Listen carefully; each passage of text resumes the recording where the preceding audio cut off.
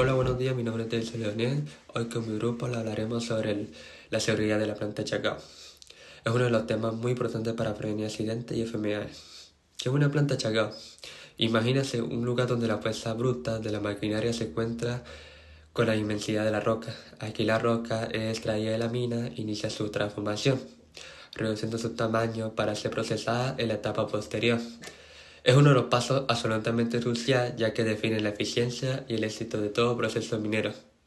Pero no es solamente una transformación, también es una área de grandes desafíos, ya que la planta de Chacao opera con equipos de una potencia asombrosa, manipula materiales de un peso y volumen considerable y están constantemente en movimiento. Esto quiere decir que lamentablemente es una área con mayores riesgos dentro de las operaciones mineras. Dada esta realidad, la gestión de seguridad no es solamente una prioridad, también es una necesidad fundamental para proteger a los trabajadores.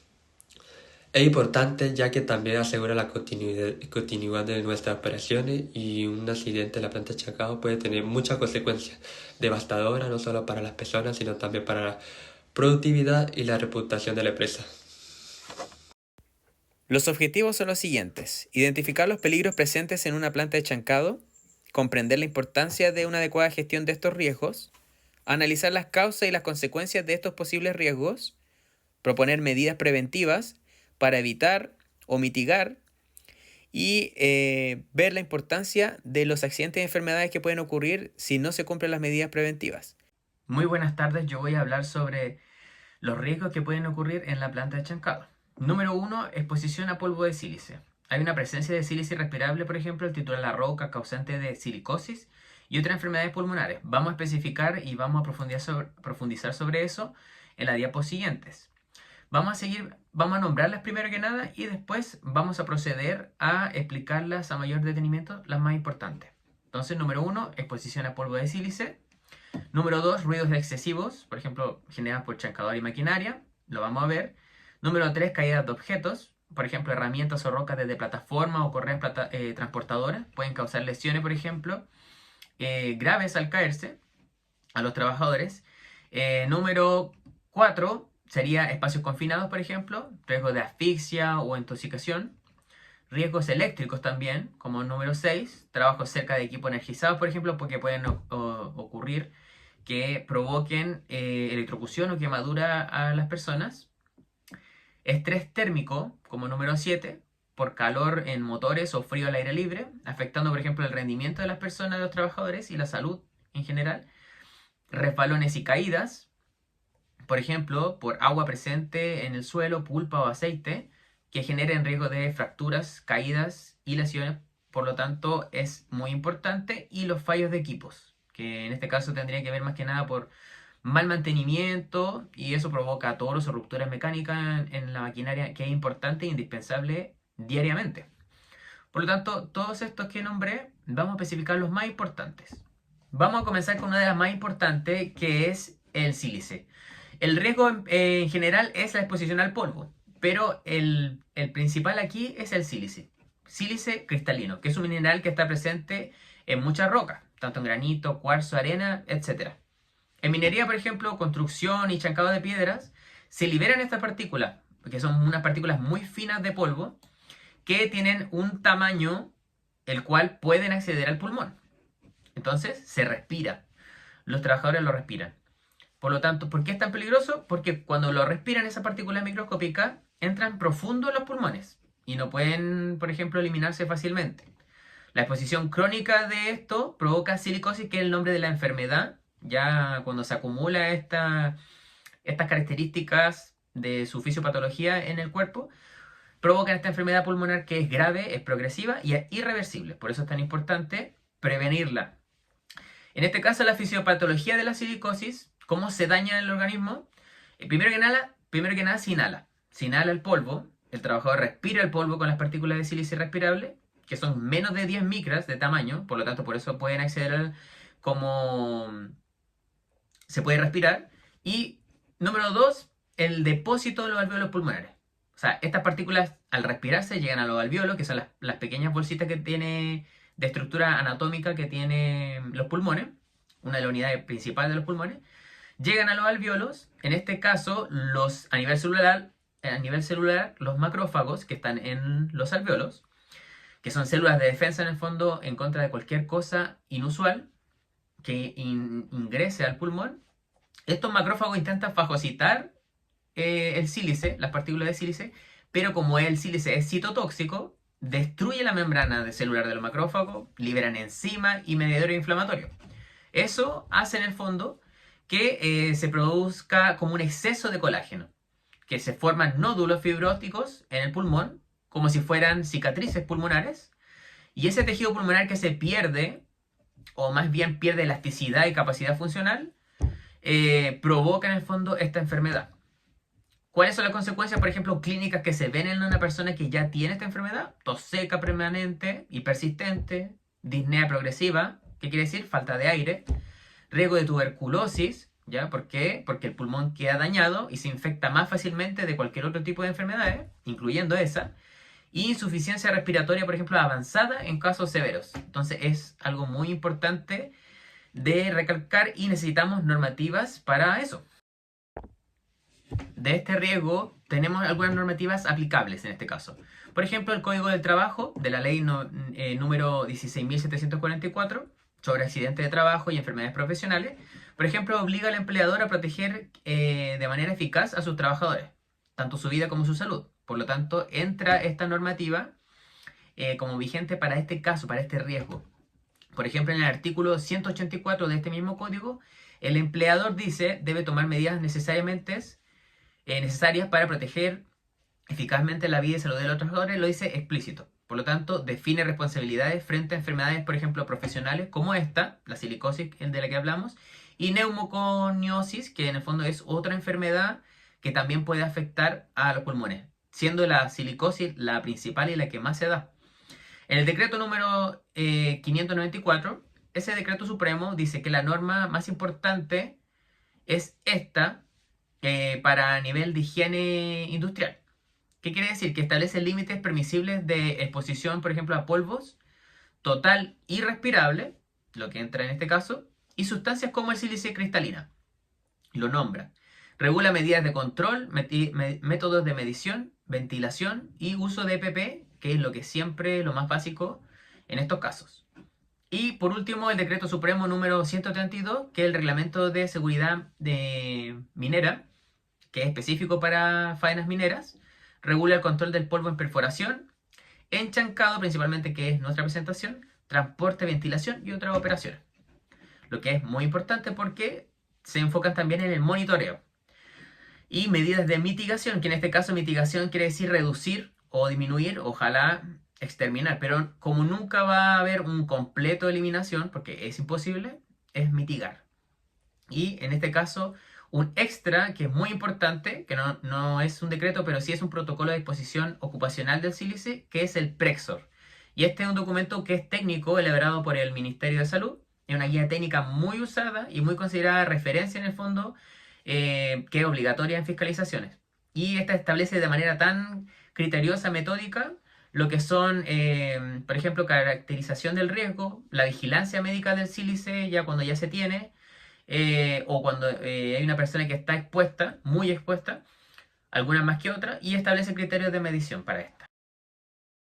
Otro riesgo muy importante es la exposición al ruido, que es muy común, sobre todo en las plantas de chancado, pero en general en la industria minera esto es muy común, por lo tanto hay que nombrarlo sí o sí. Primero que nada tenemos las consecuencias para la salud, por ejemplo, hipocausia, que en el fondo esto significa una pérdida auditiva, por ejemplo, inducida por este ruido. Y hay ruidos, por ejemplo, que tienen cierto nivel, ¿ya? Para ser tolerados, y cierto nivel que causa daño. Por ejemplo, hablando de maquinaria, el chancadón primario tiene de 100 a 110 decibeles, una exposición máxima de 15 minutos para ser tolerado. Correas transportadoras, 85 a 95 decibeles, que una exposición máxima tiene que ser de 2 a 4 horas. Las cribas, por ejemplo, vibratorias, de 90 a 100 decibeles, y una exposición máxima de 1 hora. Y la área de control, por ejemplo, hablando de la planta de chancado, el área de control de 70 a 80 decibeles tiene una exposición permitida de 8 horas. Por lo tanto, estas cosas se tienen que regular, ya que cada maquinaria produce una diferencia de decibeles de ruido y que según lo que sea, según la maquinaria que sea, según los decibeles que provoque, va a haber un tiempo en el fondo en donde va a estar estipulado que causa mayor riesgo o menor riesgo para la audición de los trabajadores. Obviamente existen medidas preventivas que lo va a hablar mi compañero más adelante, pero vamos a seguir. En número 3 tenemos efectos en la seguridad, ¿cierto? Porque tiene que haber una comunicación deficiente para que esto pase. Hay dificultad, por ejemplo, para escuchar alarmas o advertencias. Esto es provocado por la maquinaria, ¿verdad? Disminución de la concentración de los trabajadores, porque mientras más ruido haya, más difícil va a ser que se puedan concentrar en sus labores. Entonces hay una probabilidad de error operativo. Y también un aumento del riesgo de accidentes, porque por la falta de percepción del entorno, que es muy, muy importante que siempre se tenga. Los EPP no pueden en el fondo hacer que se pierda percepción del entorno, ya que tienen que estar todos muy, muy pendientes para evitar accidentes. Por lo tanto, tenemos también una normativa respecto a eso también, al igual como lo nombramos en la anterior. En este caso, las normativas aplicables serían Decreto Supremo número 594, Decreto Supremo número 132 del Sernagiomín y la Ley 16.744 sobre accidentes de trabajo y enfermedades profesionales que la hemos visto. Por ejemplo, la primera, el Decreto Supremo 594, es la norma principal, ¿cierto?, que regula la disposición ocupacional del ruido en Chile, por lo tanto es muy importante, y esta establece el límite máximo permitido, que es 85 decibeles, por ejemplo, para una jornada laboral de 8 horas. Ya está establecido, por lo tanto, las personas tienen que estar preocupadas de monitorear esto, que se dé y que se cumpla. Obviamente se exige capacitación, le entregan EPP y hay un seguimiento médico, auditivo. Número 2, el decreto supremo número 172 del Sernagiomín es específico para faenas mineras también y refuerza obviamente las exigencias del anterior, pero con el foco más en las condiciones propias del rubro minero. Establece que las empresas deben reducir el ruido, por ejemplo, limitar la exposición y garantizar en el fondo el uso de las EPP. También tiene que haber obviamente señalética, que es básico de la seguridad, supervisión y obviamente barreras. Ahora, la ley número 16.744, la última que nombré, reconoce la hipocausia, perdón, la hipoacusia profesional como una pérdida auditiva del oído, ¿cierto? Como enfermedad profesional. La reconoce como tal. Garantiza en este caso la atención médica, la cobertura y la compensación económica en el caso de que el trabajador se vea afectado. Además, por ejemplo, obliga al empleador a prevenir, controlar y también a asumir la responsabilidad en cada caso de negligencia que ocurra, ya que nunca se va a eliminar al 100%, pero eso es lo que se quiere, tratar de disminuir tanto este tipo de eventos para que ojalá no ocurrieran. Lo más cerca a cero. La caída de objetos. La caída de objetos tiene muchas consecuencias potenciales para nuestros trabajadores. Consecuencias como ocasionarles lesiones traumáticas, fracturas, contusiones graves por impacto en extremidades. em, Todo esto causado por la caída de herramientas o los materiales que se estén ocupando en dicho momento. A esto también le sigue que si un objeto mucho más grande o pesado cae desde una gran altura puede ocasionar accidentes fatales como aplastamiento. Y para prevenir esto tenemos las normativas aplicables. Normativas como la norma ISO 45001 que promueve controles jerárquicos para evitar riesgos en el lugar de trabajo, como la caída de objetos. A esto le siguen los fallos en la maquinaria. Los fallos en la maquinaria también pueden ocasionar grandes riesgos para nuestros trabajadores. Ocasionar accidentes como accidentes por atrapamiento o producción de partes. También están los riesgos eléctricos, está incendio por recalentamiento.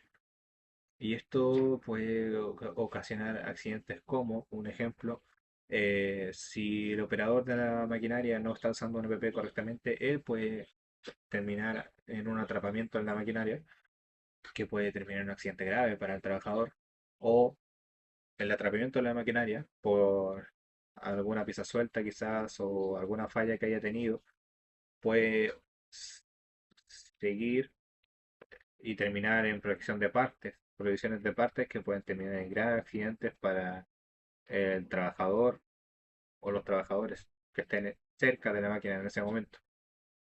Ya están los riesgos eléctricos que pueden terminar o causar electrocución a nuestros trabajadores o quizás causar incendios. Incendios que si no son controlados como corresponde, pueden terminar en un incendio quizás más masivo y perjudicial para todos los trabajadores de la empresa.